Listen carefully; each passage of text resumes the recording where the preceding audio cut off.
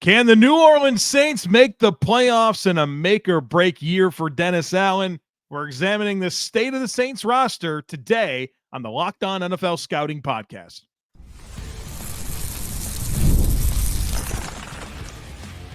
You are Locked On NFL Scouting with the Draft Dudes, your daily podcast for NFL and college football scouting. Part of the Locked On Podcast Network, your team every day. What's better than this? It's guys being dudes here on the Locked On NFL Scouting Podcast. We're the Draft Dudes. I'm Joe Marino from Locked On Bills. He's Kyle Crabbs from Locked On Dolphins.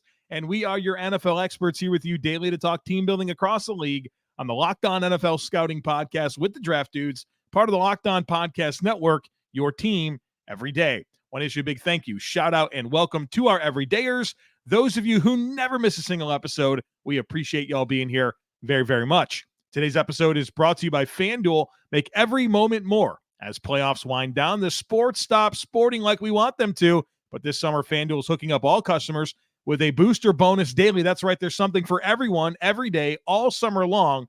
Just visit FanDuel.com/lockedon to get started. Joe, we are in the week of a holiday. So you and I are both traveling this week. So spoiler alert, we're recording before the weekend from the week prior. And I disclosed that to ask you what the temperature has been like around your house lately. Oh, hot. It's hot, dude. Hot. Dude, it's been. I walk outside to take the dog out and I feel like I'm in South Florida for training camp. Yeah. It's crazy. And I like disclosure, I know I got the Dolphin stuff in the back. I don't live in South Florida. I live in the Mid-Atlantic. So it's been like 95 plus. It's been awful. So I was just, the high today is 87, and I feel like throwing the windows open and sipping on a pina colada or something because it's the living's good. It's the 90 streak is broken. Wow. Yeah, no, it's not broken here in Charlotte, brother. It's hot. Sorry. Dry heat too, which is not normal. Normal is a lot of humidity, but it's just like literally you step outside, you feel like you're, like a broiler, man. Just heat just feel immediately just like, yeah. We got rain last night. I think that's part of what broke it for us. Oh yeah, we haven't had rain in weeks. Yeah, it's been a while. It was like shaking the whole house. It's a weird storm, weird night. My daughter was up asking me if it was still thunder, and I said no, it stopped. She said, "Oh, can you sleep on my floor anyway?" I said, "Yeah, I'll sleep on your floor." You have slept on the floor and in chairs more than any human being in the whole world. Well, it's kids, right? And what are you gonna do? Tell them no? Right. Well, yeah, that's the thing, right? That's the thing. I tried to say, no, I'll tuck you back in. You go back to sleep. I'll be in or 3 minutes later, door swings open. The Chucky doll silhouette standing in the hallway. And she's like, I heard thunder. I'm like, no, you heard wind. It's different. She said, no, it's not. I said, okay. Right. It doesn't matter in that moment what the reality is. It's her reality is the reality, right? That's right. So welcome to Saints fans to this deep dive. We are in our last division. We've done every other division thus far. We are finishing with the NFC South this week. We are looking at every team across the league. We are studying your roster throughout the course of a day. Then we're putting all of your players into buckets, classifications that determines whether you're roster cornerstones, quality starters, adequate level starters, replacement level starters, quality depth, incomplete evaluations, rookies, practice squad caliber players, or non-NFL roster caliber players. For your rosters, there's numerical values that are associated for that. It's weighted positionally for positional value. At the end of every team, we get an output that's like your roster power rankings, and then we'll put a coaching lens on top of that, and then that gives us our full power rankings for the start of the season, and we update it as the season rolls along. But this is us showing our work for when we get to the fall and we start playing games. So, Joe, with that in mind, we're going to dive into the Saints, and we're going to go on the offensive side of the ball first. Derek Carr, year 2. Looking at what he has, we have some concerns about a cornerstone player. What's the biggest storyline for you with the Saints as you look at their offensive depth chart? It's funny for me is I know our objective here is to talk about the roster and the construction of the roster, but to me with the Saints on offense, it's 1 year after Dennis Allen purged the entire defensive staff.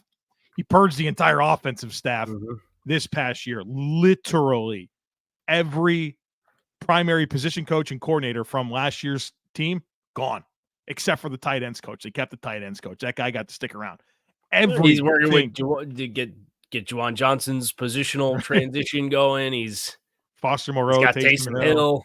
Yeah, that guy's doing okay. The rest of them, all brand new, right? So Pete Carmichael and all that whole crew is gone. So Klint Kubiak comes to take over this offense, and I think that's where you start things. In Derek Carr, obviously a long run with the Raiders.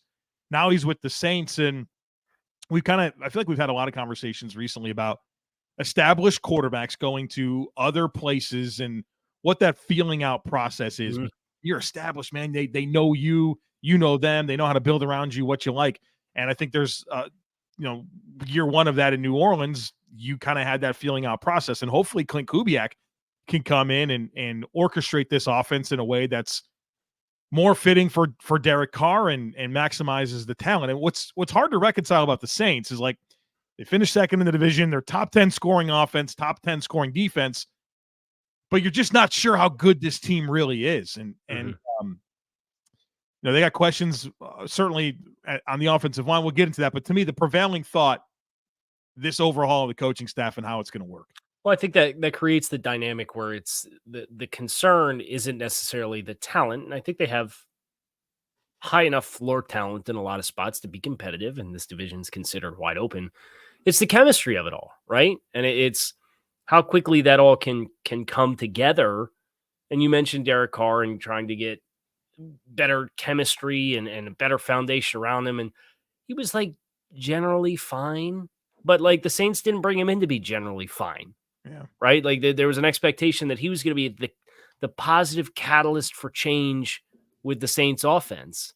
And they kind of they had weeks where it worked and they had weeks where it didn't work. And when it didn't work, it looked really bad. And when it worked, it looked really good. So the efforts to try to, and I think Derek's still got plenty in the tank from, like, a can he play perspective.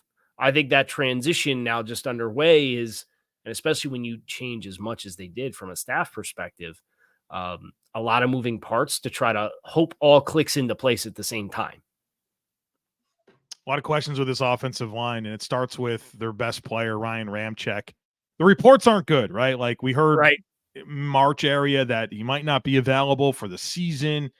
And then the latest has been, hey, there's no progress. He's rehabbing at home, right? Like, we don't know, man. And that creates a big problem because you don't love what you've seen from Trevor Penning to this point. Of course, you drafted Taliese Fuaga with the first round pick, but are you going to play Taliese Fuaga at left tackle and move Trevor Penning to right? And now they're both changing spots. It's a weird dynamic at tackle. Of course, you love Eric McCoy and Cesar Ruiz, but potentially a first-year starter at that other left guard spot with Nick Saldiveri, fourth round pick from 2023, probably stepping in to replace Andrus Peat. So we've enjoyed really good offensive line play for the Saints for a long time, but this is probably the most questions I've seen for this unit entering a season in quite some time for the Saints. Right. Yeah. I think the interior will be fine. With McCoy is kind of the glue of that. Ruiz is a high floor player. I think between Lucas Patrick and Saldiveri, who I liked a lot coming out of Old Dominion, right. I was a big fan of his game tape. Having a year to kind of be around those guys that he's going to be playing around, presumably, obviously the left tackle situation with Fuaga sounds like he's going to go there at left tackle. So at least getting to work around Eric McCoy, you kind of have an understanding of how he sees it. I think they'll be okay inside, but there's a big power vacuum that's left if Ryan Ramczyk can't go. And like you said, you're not getting a lot of optimism that that's going to be the case. So it's now or never for Trevor Penning.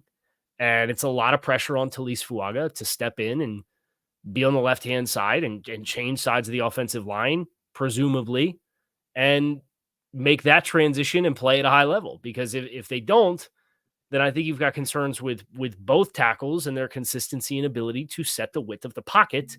And for Derek Carr, I think one of the areas where he didn't maybe necessarily get punished for it with a lot of turnovers last year, but you can pressure him into feeling pressure and making some bad decisions with the football. And if he's constantly feeling that compression around him, you worry about what that might do, especially for the skill group between Rashid Shaheed and Chris Olave. those are guys that are at their best working down the field, right? So ideally, you'd like to have a little time in the pocket to set up and make sure you can throw that ball. And if you don't have that consistency off both edges, that might just really be a big interruption into their offensive play mechanics. Let's talk more about these offensive skill players on the other side of it. Some intriguing players, some players that, need to kind of cash in on what they've been. So we'll get to that here in just a moment. Be sure to stick with us. This show is sponsored by BetterHelp. Comparison is the thief of joy, and it's easy to envy other people's lives. It might look like they have it all together on their Instagram, but in reality, they probably don't. Therapy can help you focus on what you want instead of what others have, so you can start living your best life. Therapy is helpful for learning positive coping skills and how to set boundaries. It empowers you to be the best version of yourself. It's not just for people who have experienced major trauma. Stop comparing and start focusing with BetterHelp. Visit BetterHelp.com/LockedOn today to get 10% off your first month. That's BetterHelp, HELP.com/LockedOn. You talking about people living their best life there in the break? You know who's living their best life? I don't know. Is this Saints related or is it? Yeah. Chris Olave? It's me because I really love Chris Olave coming out of the draft. Gotcha. And he's been great. Yeah. He's been great. 2 1,000-yard seasons to start things off. 9 touchdowns in his first 2 years. Everything you hoped he would be. You're kind of seeing. You're seeing some more catch point stuff. I know run after the catch really isn't like a hallmark trait of his, but as a vertical field stretcher, as a guy with good ball skills in that capacity, I think he's playing a little better through contact on the perimeter than I think maybe some people had felt like he would based off of what he was at Ohio State. And you'd like to think as they continue to feel out what Derek Carr does well, throw the deep ball, Chris Olave running those routes. If they can get the protection in line, I think you could be in line to see Chris Olave have his best season yet. And I think that's saying something because he had 87 for 1,100 yards and 5 touchdowns last year. Love the emergence of Rashid Shaheed, man. Every time I watch the Saints, that guy's just making dynamic plays. He's a baller. And so I think he's a nice complementary piece. And certainly, man, with those two guys that can win down the field, you feel like that can open up a lot for your offense. I think they're going to need someone to step up here, whether that's A.T. Perry in his second season or Cedric Wilson to kind of take those X reps on the line of scrimmage.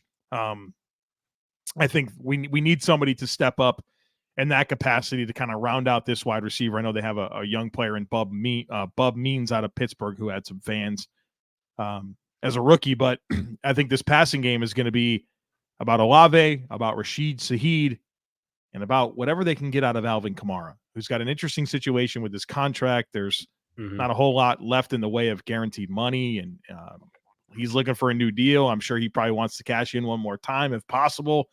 Not necessarily striking when the iron's hot, but the timing with the structure of his deal and his age, right? You can feel like he maybe feels some urgency there. But if Alvin Kamara can be vintage Alvin Kamara, that would go a long way in stabilizing this unit. So I just want to confirm the Saints, and they'll figure it out because they always do. $88 million, according to Over the Cap, in the red for 2025 for a salary cap. I'm numb to that. I'm numb to it. You know what I'm not doing, though? I'm not giving Alvin Kamara. No chance. No. I appreciate what he's trying to do for like his best individual interests.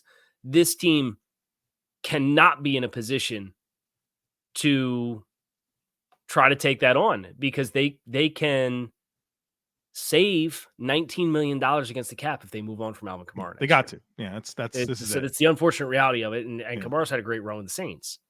Do I think he's the player that he was when he first came in the league? Not anymore. I don't think so anymore. Can he still go? Yeah. But to make a new investment there, no. Can't happen. That's bad business. Just don't do that. Right. Especially because like you're tied in on Derek Carr. Like part of my prep for today was like, all right, is this the last? Can they get out of this deal? It's not really, man. They kind of could. It'd be like break even next year, unless they post June 1st at it. There's a lot of dead cap. It's a lot cleaner after 2025. I feel like they have 2 more years of Carr. So they could post June 1st and save $30 million after June 1st, but you can't touch that money until June 1st. So Right, there's but all what's these the little levers you'd have to pull. what's the dead cap? The dead cap is It's significant. 21 in 2025, and then in 2026 they take the rest of it, which would be, I think, another 20-something million dollars. Are you gonna? I mean, but then so you don't get the immediate relief that you need to help you become cap compliant. And then, oh, by the way, like, is Spencer Rattler going to be our quarterback in 20? We got to have a quarterback, Yeah, like. I think that the way that I think the pathway to moving on from Carr for the Saints would be this season does not go well. You're in a position to either evaluate Rattler by the end of the season, or you are in a position to draft the guy like very highly. And you just say, hey, we're going to take on the rookie contract. We're going to take our lumps with the Carr contract and move on. But, if they're going to get cap compliant when they're in the red and they keep Carr next year, tell me they're not going to have the temptation to restructure him again for 2025. Yeah. And then you're going to be in the same position in 2026. Right. But, like, you just got to eat it at some point. And they do that. Yeah. Just suck for 2 years, New Orleans, and become a regular football team.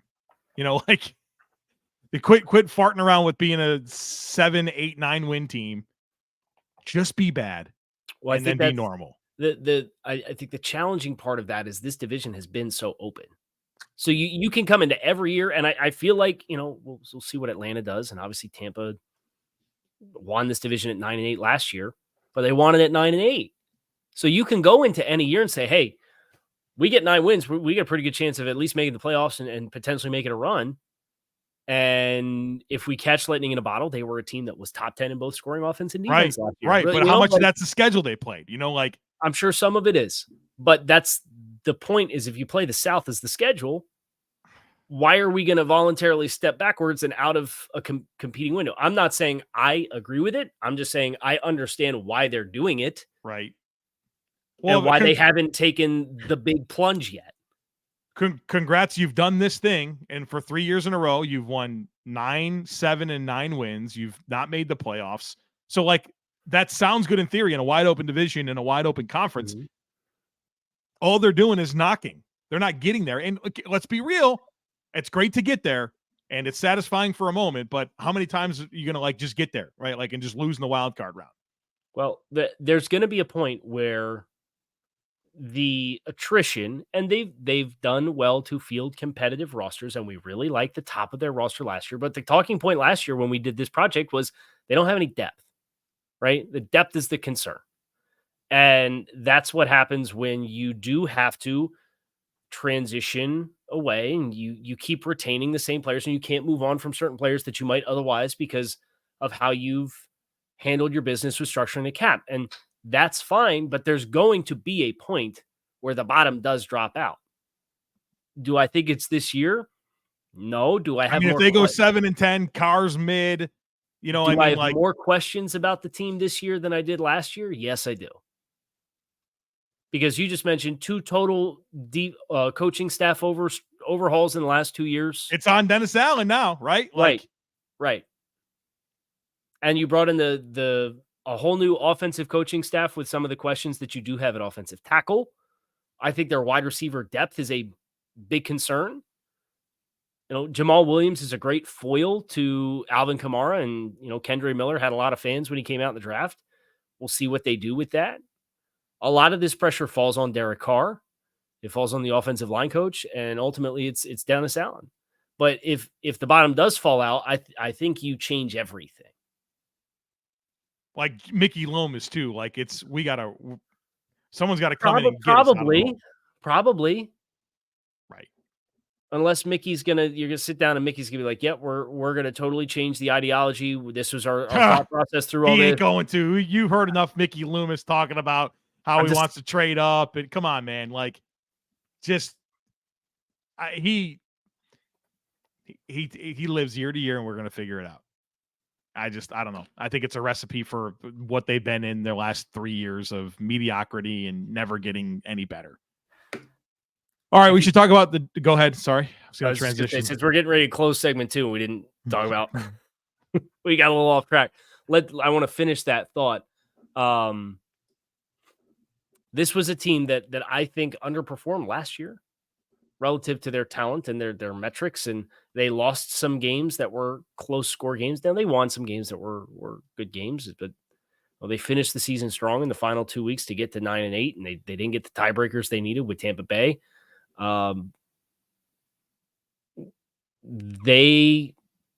They probably, I don't think it helps, I guess is what I'm saying.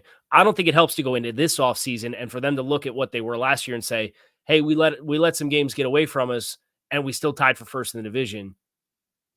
So let's keep going. You know what I mean? Yeah, from a roster perspective, they kind of did, right? Like they're returning a lot of that roster from you last said season. 20 out of 22 starters from last something year's like team. that. It's back. Yeah. I mean, what we did was we said goodbye to Michael Thomas and which is not a loss, let's be honest. No, that's fine. That's fine, right? Even if Cedric Wilson steps in, I don't feel like there's much of a difference there. We said goodbye to Isaac Yiadom and we replaced our offensive coaching staff. That's what we did. That's our path. So, so the losses to Detroit in week 13, and that was a close game. It was a 6-point game going into the fourth quarter. And then the loss that was a 1-point loss to the Packers in week 3. I think you can look at those 2 games and say, hey, man, like, we should have had them. We lost 2 games by 6 points. Now, that cuts both ways, right? They beat the Titans by 1 and they beat the Panthers by 3. So I understand that it goes both ways. But if you're in the building and you're saying, hey, we're close, here's the evidence that we're close, there's no reason for us to make any significant ideological changes. That's certainly the thought process. We'll see if it works. We'll talk more about the defense, a top 10 scoring defense on the other side of it. So be sure to stick with us. I love sports. I love them so much. I never want them to stop. But as the playoffs wind down, we get fewer games, and the sports aren't sportsing like I want them to. But FanDuel lets me keep the sports going whenever I want. All I have to do is open the app and dream up bets anytime that I'm in the mood. And this summer, FanDuel is hooking up all customers with a booster bonus daily. That's right. There's something for everyone every day, all summer long. They got some fun Saints action that you can check out. How about this one? Kyle, you mentioned that Chris Olave started his career with 2 1,000-yard seasons. You can get the over-under for Olave receiving yards at 1,050.5. So I want to smash the over there. They have the Saints at plus 176 to make the playoffs. So if you see a playoff team here, you get some plus odds there. They have the over-under for wins for the Saints set at 7.5. Are they going to drop? They went from 7 to 9 wins in year 1 to year 2 with Dennis Allen. Are they going back down? Good action to get in on over at FanDuel. So head on over to FanDuel.com/lockedon and start making the most out of your summer. FanDuel, the official sports betting partner of Major League Baseball. So let's get in the defense here. This conversation starts, I think, with their linebacker core. I think this is the strength of this team with Demario Davis, with Pete Werner, adding Willie Gay into the mix, adding Jalen Ford into the mix. It's a pretty exciting group as far as what those guys are all physically capable of doing. They're all capable of playing in space. Between Gay and Werner, you got a couple like really big, long, explosive guys. I think that for them, in addition to Ty Mathieu and Jordan Howden, who's a promising young player behind them in the secondary, that's where I think their best strength and asset is. They got some really interesting edge depth, adding Chase Young to a group of a couple early draft picks and an aging vet in Cam Jordan. That's an interesting group to me, but if you're asking me, hey, what excites you about the Saints defense? I look at the linebacker core and the safeties in the back seven, like that middle group and what they can do from a coverage perspective. That's where the needle gets moved the most for me. Yeah, I think that's definitely the strength of what they have defensively. I'm interested in this front, and really Brian Brzee is the name that pops for me year 2. I think if he can really take a step and provide some disruption there in the middle of the defense, I think that would go a long way to complement like a lot of depth at defensive end with what Carl Granderson has become. Cam Jordan we're still there. I felt like we finally felt a little bit of a regression last season, finally, after 174 years in the league, but still a good player. And now, of course, Chase Young, part of their mix. unfortunate situation with Tano Passingyoung, who's another quality depth player for them. But hopefully between Peyton Turner or Isaiah Foskey, we can get that fourth guy cooking, right? So you have like you're 4 deep on guys here, I think, that can play off the edge. What can we get out of Breezy? Can Khalen Saunders in year 2 take a step here? Nathan Shepard is kind of a consistent like run stuffer type player for them. So I think there's some. I think they have decent defensive line rotation in front of that linebacker core. And you mentioned Tyrann Mathieu, man, like just ageless. I know that he might have lost a step, but instinctively he's really strong, man. And so this is a good defense. And I think those are a lot of the reasons why. I think they got to be fired up about getting Kool-Aid McKinstry as loved him. Yeah. Their type, right? You think about teams that have types at certain positions, and between Adebo and Alontae Taylor and Marshon Lattimore, I think is a little bit more of a universal type player, but he's certainly not a small corner. And then you get Kool-Aid McKinstry, like these dudes will just pound the tar out of you outside. they have such physical corners that they can do a lot from a coverage perspective. You expect them to really squeeze and compress both receivers and then throwing windows when they're in zone, because they're so long. And McKinstry, I thought, was a much better man corner than he was a zone corner at Alabama. But playing in this scheme with the guys around him, being given a chance, hopefully they stay healthy at corner. Because if you told me your 4 corners throughout the season are Lattimore, Adebo, Alontae Taylor, and then McKinstry's your 4th guy, I think you have a lot that you can bank on with that group. I think Taylor's shown a lot of promise. Adebo took a step forward last year. I know there's some stuff with Lattimore's contract about the long-term question is there. And I think that's why they have to be as fired up as they probably are that they got McKinstry, so that they know and they can live in peace knowing if it doesn't work out long-term, we got somebody else that can maintain the identity of what we want in the secondary. And it probably doesn't, right? Like at some point, the bottom falls out there, and McKinstry's going to start for this team. But how Adebo's grown, him and McKinstry could be a really nice outside pair. And then I think Taylor, he started that transition last year to the slot. Mm-hmm. He'll continue that this year. Got some physical dudes, man, that can tackle and some ball skills. And I expect this team to be good on defense. I do. How quickly can it come together on offense, I think, is where my bigger questions are. What's the ceiling with Derek Carr?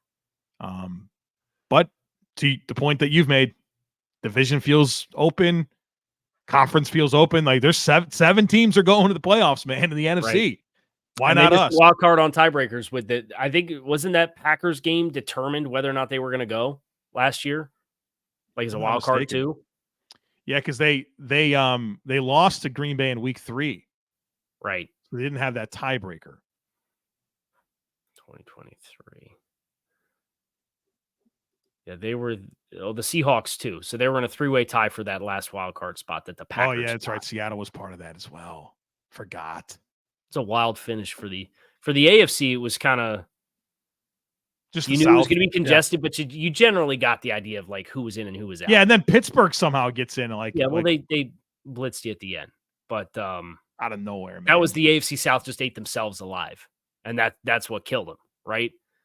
But then on the NFC side of things, like most of those races were pretty interesting down the stretch.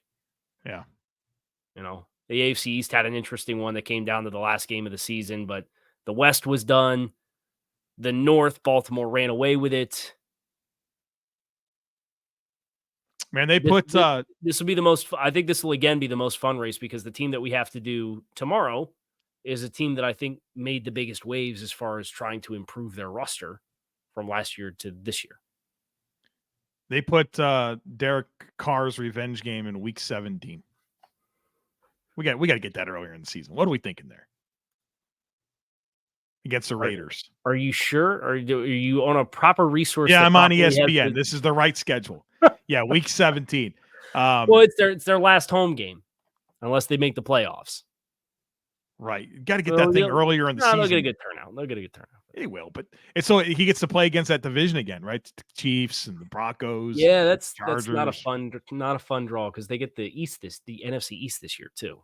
Yep, they play all the teams, man. Yeah. Like in the NFC, of course, they play the division. They play the Rams. They play the Packers. They play Dallas. They play Philly.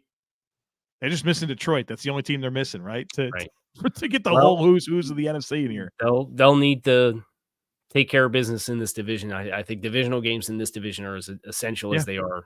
More essential, I would say, than they are than most other divisions, just because this has been such a close race the past few years. Because the year prior, Tampa made it at 8-9, and everybody was kind of in it to the end too. Why not us, right? Why not us? We'll find out. That's the Saints. We have the Falcons tomorrow, the Panthers on Thursday. We hope you come back and see us. I'm Kyle Crabbs. He is Joe Marino. We appreciate you guys checking out the show. Make it a great rest of your day. We're out of here.